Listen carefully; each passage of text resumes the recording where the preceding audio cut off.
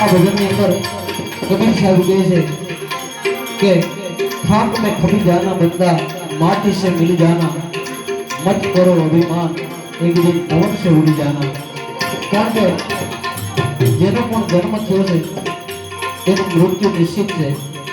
तो भगवाने आ अमूल्य जीवन देवताओथी पण दुर्लभ आपणे मनुष्यनो अवतार आप्यो छे। तो तेनी अंदर आवा संतो पुरावा मूकीने गया के भजन करी ले भावथी तू आ आत्माનું કલ્યાણ કરી લે। કારણ કે ભજન વિના આ જીવનો ઉદ્ધાર નથી।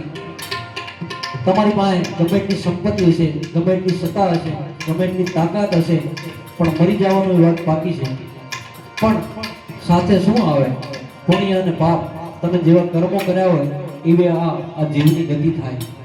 હા, એવું આ જીવને ભોગવવું પડે। એટલે કબીર સાહેબે કીધું માટી સુન મહેલ બનાયા અને મૂર્ખ કહે ઘર મેરા नागर तेरा नागर मेरा हुआ जंगल में डेरा।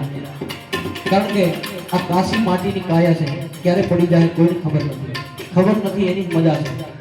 हाँ एटले कीधुं के मत कर अभिमान।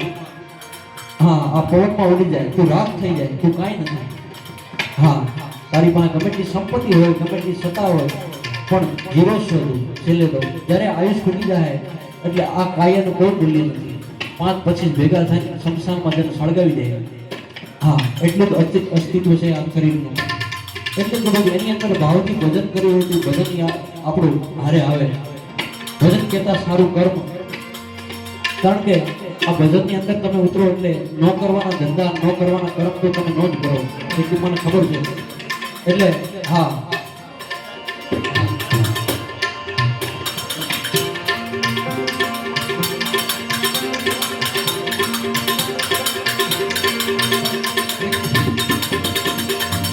एक जीव तमे दौड़ी न जीवा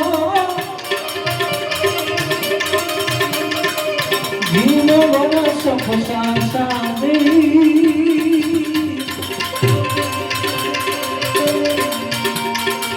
कहत कबीरा सुनो भाई साधु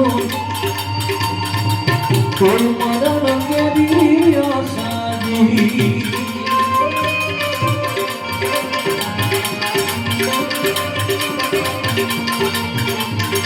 એટલે છેલ્લે આપણે શ્રદ્ધાંજલિ લઈ લઈએ।